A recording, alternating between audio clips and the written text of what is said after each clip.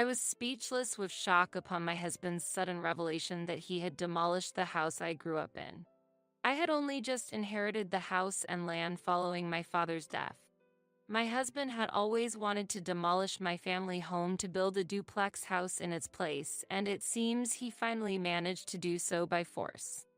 I was devastated and angrily cried over the destruction of my childhood home filled with precious family memories, but Joe just mocked me, saying, "It was hard to demolish it myself, but I'm satisfied with having cleared the land in the end."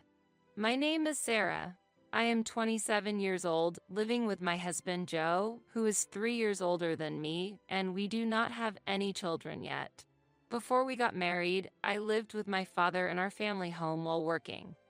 My mother passed away when I was in high school, and since then, it has been just my father and me supporting each other.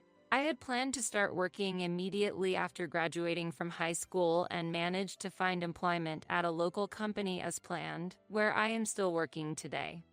I find my job fulfilling, and the atmosphere at my workplace is positive. Although Joe can sometimes be unreliable, his kindness since our dating days and his willingness to help with household chores have made me satisfied with our life as a couple. However, the only problem I am facing is not getting along well with Joe's parents. At the beginning of our marriage, I hoped to become close with them as they would become my new family. But they didn't seem to welcome me warmly, always showing a cold attitude, and our relationship worsened rather than improved. Gradually, I became exhausted from trying to maintain a relationship with his parents and now try to keep my interactions with them as peaceful and minimal as possible. Thankfully, we didn't live with them nor see them often, which has been a relief. If we had lived together, it might have been stressful enough to affect my health. Moreover, having my father in the same city was a strong support for me. Despite my worries about the relationship with Joe's parents, I believed we had managed to avoid major troubles so far and hoped we could continue to have a peaceful married life. However, recently, my father passed away suddenly from an acute myocardial infarction, leaving me to lose my emotional support forever. The grief of suddenly losing my father was deep, and I found myself visiting the family home often after the funeral, crying alone. Yet, considering my job and life with Joe, I knew I couldn't mourn forever. It was only recently that I began to come to terms with my feelings. After my father's death, the now uninhabited family home and its land fell to me to inherit. My mother had already passed away, and since I have no siblings, my father's estate naturally passed to me. After completing the inheritance procedures for the land, Joe and I started discussing the future of our home. My father had told me before he passed, "Sarah, after I'm gone, you can use this house and land however you wish." Therefore, the future of the now vacant family home was up to me to decide. That house was a precious place where our family had spent time together, filled with countless memories. For this reason, I had no intention of selling the land or demolishing the house at this time. Although it would incur property taxes, I wanted to maintain the status quo for the time being, occasionally cleaning the house and reminiscing about the time spent with my family in front of my parents' photographs. However, Joe had a different opinion. He was pleased as if the inheritance was his own, saying, "It's a waste to leave it as it is. You've acquired good land, so you should make effective use of it as soon as possible." Joe was eager to use the land where my family home stood, and our views were completely at odds. Indeed, the family home was conveniently located within a proper distance from the station, surrounded by facilities like shopping centers, making it geographically attractive. The house, built before I was born, also showed its age and some parts were deteriorating. However, one of the options I considered for the future was to renovate this house if we had children. So, I just couldn't accept Joe's proposal. The reason was his attitude of treating my family home as if it were his own property and pushing things forward forcefully. Additionally, my in-laws shared the same stance upon hearing about the house. Discussions had been had multiple times as if the entire in-law family would eventually move to that land, making me, the heir, feel left out. Seeing Joe and my in-laws getting overly excited made me fear that the house would be handled carelessly if things continued this way. Therefore, I emphasized to Joe time and again, "Listen, that house and land are mine, not yours or your parents'. So, please don't proceed with any plans on your own." However, Joe just casually responded to my concerns with, "It's okay, Sarah, you worry too much." He never truly listened to what I had to say. I thought he was a kind person despite his unreliability, but his attitude changed the moment I inherited my father's estate, hardly taking my words into consideration during our discussions. As a result, I began to harbor doubts about Joe, and my distrust grew stronger day by day. On a certain holiday, Joe said he was going to his parents' house and left early in the morning. I was caught up with household chores that had been neglected during the weekdays. However, less than an hour after he left, Joe returned with his parents in tow, and I had to abruptly stop my chores to welcome them. While they might be ideal parents for Joe, interacting with my in-laws was still challenging for me, given the issues with my family home. Father or mother, what brings you here today?" I asked, filled with anxiety since there had never been a visit from them without prior explanation from Joe. "We thought it's about time to make a decision about the future of your family home. That's why I called Mom and Dad over," Joe replied with a smile, confirming my worst fears and making my heart heavy. "What do you mean by make a decision?" "I've always told you that I wish to keep things as they are," I stated clearly, only for Joe to immediately counter, "I've told you it's a waste. That's why I want to demolish your house and build a new duplex house there so we can live with Mom and Dad." "What?" I couldn't hide my shock at his sudden proposal, but quickly voiced my opposition. "What are you talking about? I absolutely cannot agree with that. I've told you before not to proceed with any plans without my consent." No matter how much I resisted, Joe and his parents just looked at me with surprise. Then the father-in-law, with a sigh of exasperation, said, "Leaving such a wonderful piece of land unused is a waste. You should seriously consider what Joe is saying. A wife should obey her husband." I didn't have the courage to point out that Joe had never seriously considered my opinions. His parents loved him deeply, and it was natural for them to side with their son. Their unconditional support for him was a testament to their deep affection. Moreover, the father-in-law in particular held on to outdated values, believing firmly that a woman should obey a man. In his view, the hierarchy within the family was clear, and the wife was expected to follow her husband's instructions. Thus, if I expressed opposition to Joe's proposals or demands, I was inevitably faced with harsh reprimands. To him, how a daughter-in-law could speak in such a manner was unthinkable.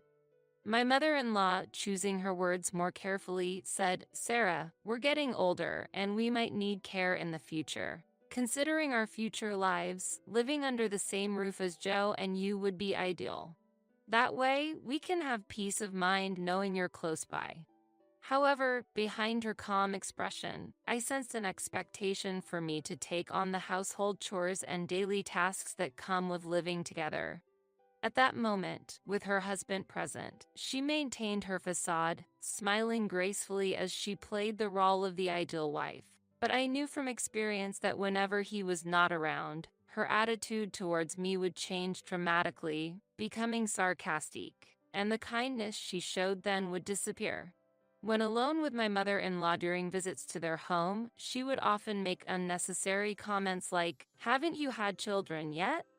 Or "I want to see my grandchildren soon," and try to dump household chores on me, citing her age as a reason for being unable to move around easily. If I ever refused, she would persistently criticize me, saying, "Respecting your elders is the most basic principle. Can't you even follow that simple rule? What kind of environment did you grow up in?" Because of the constant unpleasant behavior from my in-laws, the thought of living under the same roof with them was unbearable. That house is a place filled with precious memories of living with my parents for many years. So, I have no intention of demolishing it. Please, leave it as it is for now. I repeatedly pleaded, with no intention of changing my mind. Yet, Joe and his parents showed no signs of giving up easily. Such a stubborn daughter-in-law. Considering the future, we should build a duplex house to live together. Your parents are no longer in this world, so you should dedicate yourself to us now, my mother-in-law said, dismissively regarding my parents with her words. I managed to compose my expression despite almost frowning at that statement. Ultimately, that day ended with both parties merely asserting their opinions, leading to no substantial dialogue, and my in-laws left somewhat disgruntled. From then on, Joe and I continued to have disagreements about my family home and its land. The current house is too small, and considering the possibility of having children in the future, wouldn't it be better to build a bigger house? Joe consistently insisted on building a duplex house, refusing to budge from his position. Behind his argument, it was clear that he was using the prospect of children as an excuse, when in reality, he wanted to live comfortably in a spacious house with his parents. While I could understand the desire to live with one's biological parents from a future perspective, I never gave a positive response to it. I was convinced that living together with my in-laws would inevitably lead to more troubles. Therefore, aside from the demolition of my family home, I strongly opposed the duplex house idea every time it came up. As a result, Joe would always become irritable. Over time, our marital relationship gradually deteriorated, passing without any meaningful discussions. Even amidst such circumstances, I made time to visit my childhood home, cleaning and spending time in memory of my parents. However, as work became busier, I couldn't visit it for about a month. Consequently, I decided to move my parents' portraits to our current residence. I hadn't mentioned moving the portraits to Joe. Recently, our conversations had quickly turned into arguments, so I decided to keep this matter to myself. However, this decision would later prove to be the right move for me. After a busy period at work ended, I was looking forward to relaxing the following weekend. I was expecting a peaceful break, but that morning, my in-laws appeared at our house without any notice. It had been a while since we last saw each other, the previous occasion being when we argued about my family home. This visit was also unexpected, with no prior notice from Joe or his parents. Strangely, my parents-in-law were in a very good mood, looking at me happily alongside Joe. "Today, we have something important to tell you, Sarah," said my mother-in-law with a smile. I had a feeling that this news wouldn't be good for me. "What is it?" I asked. Joe stood in front of me and calmly announced, "I've already demolished your family home." I was speechless with shock at that moment. The statement seemed like a bad joke, but seeing Joe and my in-laws smiling smugly forced me to accept the harsh reality. "Why would you do such a thing?" I demanded, but Joe continued to laugh off my question with a calm demeanor, as if mocking me. Astonishingly, Joe had demolished my family home without my knowledge or permission during the month when I was too busy with work to visit. It seemed he had taken advantage of my absence. It was tough to do it myself, but in the end, I'm satisfied with having cleared the land, Joe said, pretending to be tired. He had spared the expense of hiring a professional demolition company, borrowing heavy machinery from his father, who runs a small factory and owns several pieces of heavy equipment. His father, willing to fulfill his son's wish, had provided the machinery without hesitation and helped clear the land. How could you do something like this without permission? I've said no many times. I cried out, tears mixing with my anger. My childhood home was filled with irreplaceable memories, including my parents' mementos and family photos from my childhood. The only thing unharmed was my parents' portraits that I had brought home. The reality that everything else was removed along with the rubble was like a nightmare. How could you do something so terrible? I will never forgive you. I had reached my breaking point. I declared this with a firm gaze towards Joe and his parents, but they remained unfazed, as if convinced of their superiority. You couldn't make a decision, so I took the step forward. We can't wait forever for you to decide. Joe arrogantly justified his actions as if they were entirely rightful. Then he added with a loud laugh, "That's why I took over your family's land." Hearing Joe speak so proudly as if he were the rightful owner of the land, my anger turned to disappointment. I could feel my love for Joe rapidly fading. It seemed neither Joe nor his parents understood the gravity of their actions, and I let out a heavy sigh. "What are you talking about? When did I ever transfer that land to you? Since no formal procedures have been completed, that land is still mine." Joe appeared not to fully grasp the significance of my words, wearing a puzzled look, and his parents had similarly confused expressions. I had no memory of transferring those rights to Joe, as no formal registration of the property transfer had been completed. Thus, demolishing someone else's property without permission constitutes a legal violation. You might not know since you didn't go through a professional agency, but what you did can be legally penalized, I declared. At these words, Joe's complexion changed. If he had commissioned the demolition work to a legitimate company, this situation would never have arisen. I intended to show no leniency towards my husband Joe on this matter and continued. "Even if we are married, demolishing someone else's property without permission, especially using your father's company's machinery, is against the law. I intend to take legal action on this matter," I emphasized. I had researched property law previously in case of any issues with the land I inherited from my father, never imagining Joe would go this far. Mentioning the use of the machinery, the usually calm father-in-law raised his voice in response. "Wait a minute. In a marriage, a wife's property belongs to the husband, doesn't it? So, the logic that demolishing that house constitutes a crime doesn't hold up. I'll repeat, I am the rightful owner of that house, not Joe. I neither agreed to its demolition nor was I informed about such plans. What he did is clearly illegal, and I will be reporting this to the police. I cannot just stand by silently after you destroyed my cherished home without permission." My calm response left my father-in-law speechless. It seemed he had underestimated the seriousness of the issue.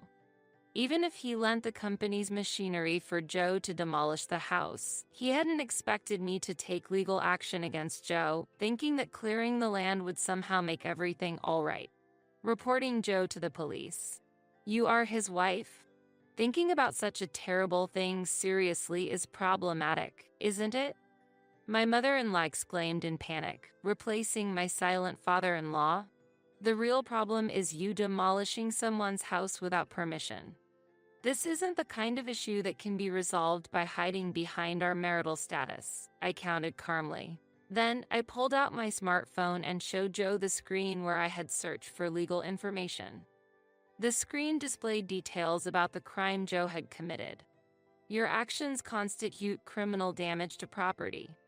This means a prison sentence without a fine, and you will be going to jail." Going to jail. His father panicked, and his mother let out a small scream. "Wait, please, think it over. We're married," Joe said, turning pale and clinging to me. However, I firmly pushed him away, saying, "Don't use the fact that we're married as an excuse. Because of you, my childhood home no longer exists. You destroyed all its memories. I'll be contacting the police now," I stated clearly, deciding to report to the police on the spot. At that moment, Joe seemed to finally understand the seriousness of his actions. "I'm going to be arrested." "No way," he muttered in a trembling voice, collapsing in despair in front of me. Later, Joe was arrested, and I moved out of the house we shared to find a new place near where my family home once stood. Although I initially thought about divorce immediately, Joe refused, leading to prolonged negotiations through legal professionals. Thus, I considered a mediated divorce through family court. In the meantime, I hired lawyers and a private investigator to gather information on Joe's actions and background. The collected information revealed that Joe had frequently visited nightlife districts for years and had multiple loans hidden from me. It appeared he had been anticipating inheriting my estate from my father to settle his debts using my assets. Hearing this truth left me speechless. Furthermore, Joe had discussed this debt issue with his parents, and unbelievably, they had become guarantors out of love for their son. After Joe's arrest, the repayment of the debt began to falter, and my in-laws were chased to fill the gap. Out of the blue, I received a desperate call from my mother-in-law. "Sarah, please help," she pleaded over the phone. When I asked why, she directly sought financial assistance. The pressure to repay Joe's debts had increased, and they were struggling to make ends meet. "Sarah, you have the inheritance left by your father, right? Could you possibly share some of that money with us?" was her audacious request. I couldn't bring myself to seriously consider such an unreasonable request and coldly refused, saying, "That's impossible. Please resolve this issue yourselves before ending the call." Anticipating further calls, I decided to block my in-laws' number at that moment. I haven't shared my current apartment address with them and don't expect them to visit directly. I no longer wish to have any association with Joe or my in-laws. Receiving the call from her only intensified my desire to sever ties with Joe swiftly, leading me to file for a mediated divorce. As a result, the mediation was successful, and we were officially divorced. Later, I learned that my in-laws had to sell their home and the factory managed by the father-in-law, using the proceeds to pay off the debt. They have since moved to a small apartment in the countryside and are living a modest life. Years have passed, and although Joe was released from prison after serving his sentence, his criminal record has hindered his job search. It seems he has resorted to committing petty crimes like shoplifting and was arrested again. Hearing this, I felt nothing but disdain. I harbored no sympathy for him. After separating from Joe, I utilized the land that he had cleared to secure a steady income, leading a peaceful life. Thanks to the inheritance from my father, I won't face financial difficulties living on my own in the future. Nonetheless, I plan to continue working. Now that I no longer have any ties to Joe or his parents, I can devote even more to my work without any worries. I'm not considering remarriage at the moment, so I plan to focus on my career and enjoy my independent life for a while. Alright, finally managed to deliver. I'm glad I made it in time for this mince delivery.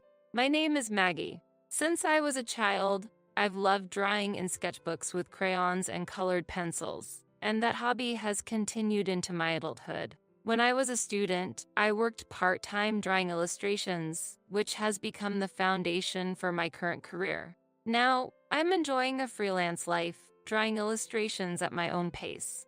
In addition to illustrations, I also create small comics depicting the daily lives of modern women in fashion magazines. I've heard encouraging words from my editor, like, "Maggie's drawings get a lot of positive reactions from our readers." And through this job, I met my current husband. He held an important position at a major publishing company I was associated with, and initially, our relationship was strictly professional. However, as we worked together, we grew closer. We bonded over shared past experiences, like losing our fathers at an early age. Before we knew it, we were going out for meals and movies together. After one such meal, he confessed his feelings, and we started dating. I had never dated anyone before, so I lacked confidence at first. "Really? You like someone like me? I don't stand out, and I'm just a bit better at drawing than the average person." "That's not true. You're really talented, Maggie, and I love the way you utilize that talent to the fullest." His kind words made my heart flutter. After dating for several years, we decided to get married. After getting married, we enjoyed our newlywed life for a while. Both my husband and I were then approaching 30. I wondered if it was better to have children sooner rather than later. Then, one day, my husband proposed that we live with his mother.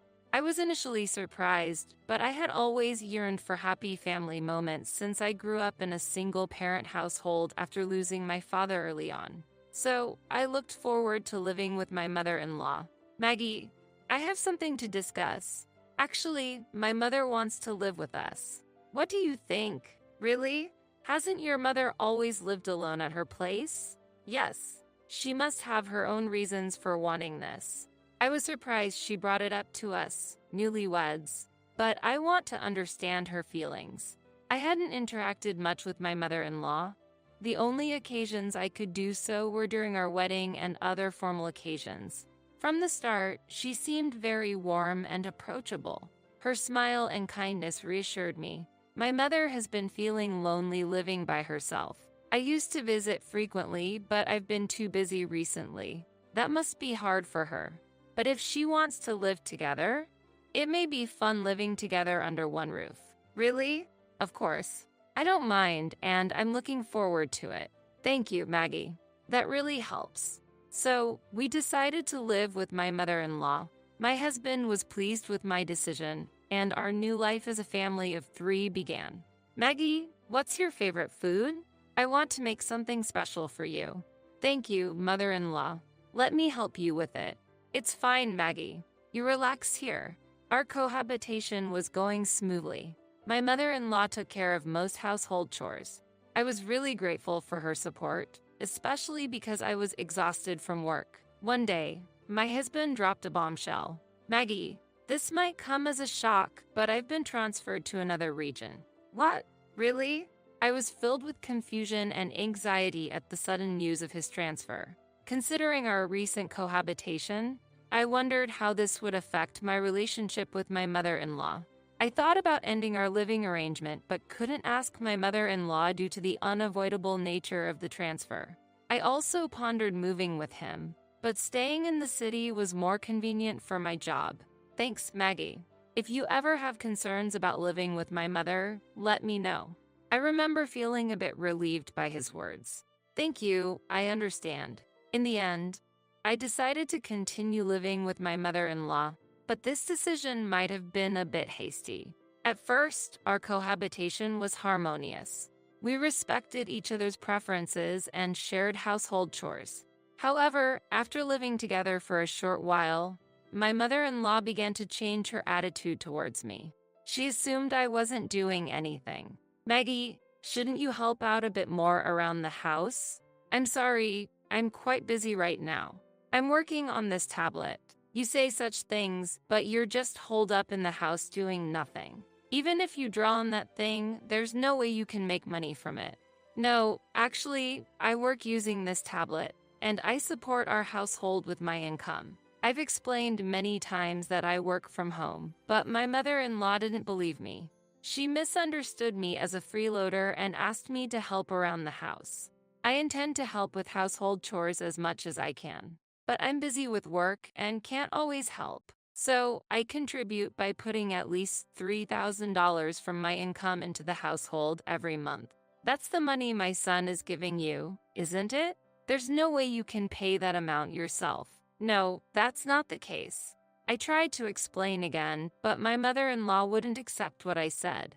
Despite explaining multiple times that I was contributing a significant amount from my income even though I couldn't help more with the chores, she continued to ignore my words. It was futile, no matter how politely I tried to explain. As time went on, her attitude towards me hardened and she began to berate me. She has never worked since getting married. She occasionally goes out shopping or for lunch with friends, but primarily stays home. Despite this, she was relentless in demanding that I help more around the house, even when I was working hard to support the family. As a result, it sometimes affected my work and caused inconveniences to my colleagues. Under these circumstances, it became difficult for me to maintain credibility and continue working. I needed to find a solution. Then, one day, while I was working in my room, my mother-in-law called out, "Maggie, come to the living room for a moment." I headed to the living room, tablet in hand, to find not only my mother-in-law but also my brother-in-law and his wife, still holding that tablet. "What are you doing?" "Drawing." "Maggie, you still love drawing even as an adult, huh?" My brother-in-law, whose demeanor and attitude were the polar opposite of mine, remarked sarcastically. He was always self-centered, and we've had many clashes even before my marriage, probably because of this. I'm actually working on this tablet right now. Work? You're just doodling, right? LOL. My sister-in-law, with her usual domineering attitude, always looked down on me and threw snide remarks. No, I'm drawing as a job. We heard from our mother that you can't do household chores or work properly. So, can't you just leave this house?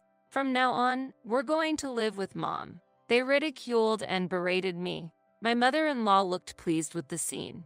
It hurts to be treated this way by family. Since I had urgent work to do, I needed to focus on my tasks.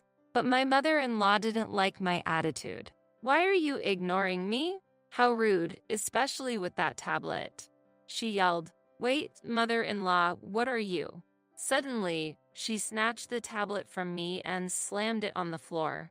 Why would you do that?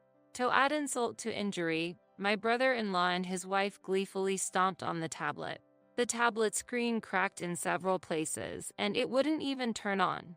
Holding the broken tablet, I was shocked to realize I couldn't continue my work. I tried several times, suppressing my anger to restart my work, but the tablet wouldn't revive. This incident made me realize that continuing to live with my mother-in-law was no longer feasible. So, I shared the incident over the phone with my husband. He was silent for a while, presumably in shock, but then repeatedly apologized. I didn't intend to blame my husband, but I was moved to tears by his kindness. When I told him that I wanted to live with him and not at his parents' house, he was happy.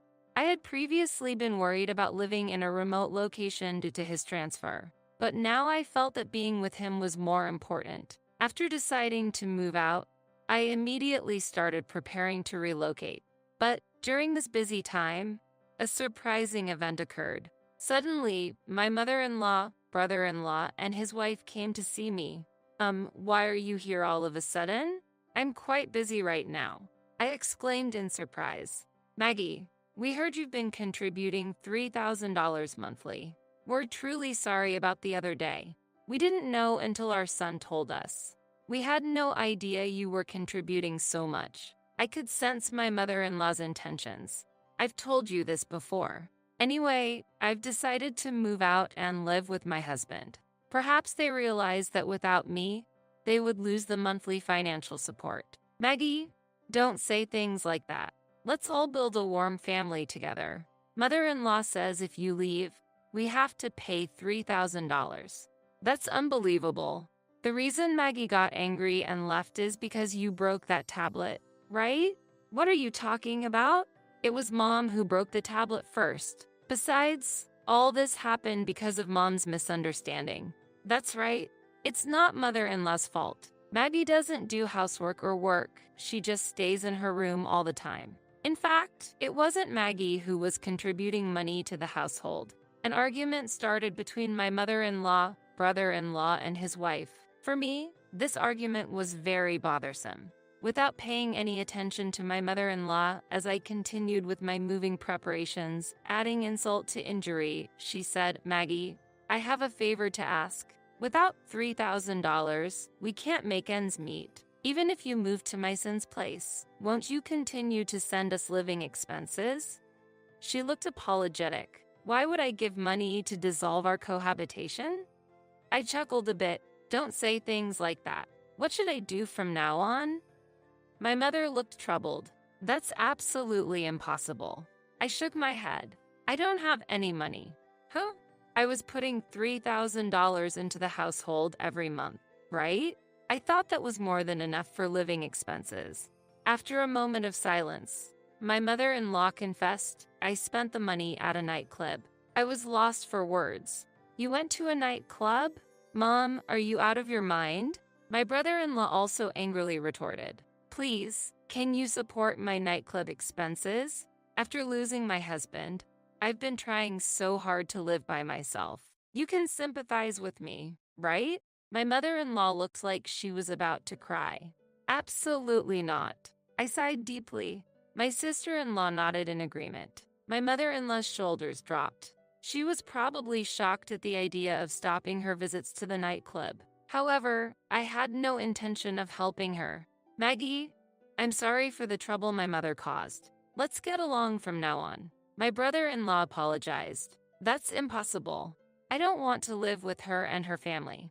But I firmly refused. After that, I started a peaceful life at the new location where my husband was transferred to. Now, we are enjoying our days in a serene town, and I can work peacefully. During this time, a thought suddenly crossed my mind: the bomb that I had left at my in-laws' place. Just as I was wondering about it, I received a call from my mother-in-law. Oh, mother-in-law, what's the matter? Maggie, what's the deal with the comic you drew? What about the comic I drew? You know, the comic you drew is all about our family, right? Maybe it was. Apparently, the comic drew caused a big uproar at my in-laws' house. It realistically depicted the treatment and words I received from my mother-in-law and the couple, and it seemed to resonate with people of my generation. Although I changed the names of the characters, some relatives knew I was a comic artist, and someone apparently realized it was about my in-laws. My brother-in-law, his wife, and mother-in-law seem to be under fire right now. Because of you, Maggie, everyone knows our secrets. What should we do? But aren't secrets like this bound to come out eventually? Now, how can we face everyone? They even found out I was going to a nightclub. It might be difficult, but please resolve it yourself. How cruel. Feeling a bit refreshed at my mother-in-law's outcry over the phone, I learned that the family faced many difficulties afterward. Due to the contents of my comic, angry relatives gathered at my in-laws, and it was revealed that my mother-in-law had spent a lot of money at the nightclub and was in debt. The debt was so massive that she couldn't repay it by herself. My in-laws had to sell their house to repay the debt, and my mother-in-law started living with my brother-in-law and his wife. It seemed she started a part-time job to repay the debt, but it was a tough situation. My brother-in-law and his wife, already struggling financially, faced even more challenges living with my mother-in-law. Eventually, my sister-in-law couldn't take it anymore and left the house after an affair, leaving my brother-in-law deeply depressed. Although I feel sympathy, I can't help but think they brought it upon themselves. As for us, we are enjoying our new life in the countryside. Shortly after moving here, we were blessed with our long-awaited baby. Initially, I was anxious about moving from the city to the countryside, but this area, blessed with beautiful nature, has become an ideal living environment. With the stress gone, we are enjoying a comfortable life. Furthermore, my previous comic was well received, leading to a new fashion magazine job, so both my personal and professional lives are progressing smoothly. I can't help but feel grateful to my mother-in-law and her family for the opportunity